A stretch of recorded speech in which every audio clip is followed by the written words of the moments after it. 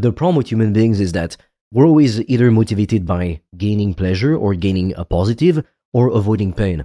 And for most of us, we're always going to be lazy and not do the thing until it becomes way too painful to stay where we are. I'm sure you've heard that quote before. Change only happens when the pain of staying the same is stronger than the pain of change. So it's only when I got sick and tired of my life that really I took massive action. And when I was 22 years old, because I took all that action for years, I started making thousands of dollars per day, like consistently, not just one time. I remember one time I made just under $4,300 in 48 hours, so 2 days, online, just teaching what I love. Can you imagine? That's like what most people make in a month. I made it in 48 hours. What kind of job would have allowed me to do this?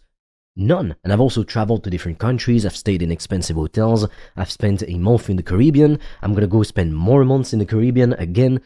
Like, there's no job that would give you this kind of freedom. If you want to discover how I've made thousands of dollars a day online, I've made a free training that will show you everything step by step.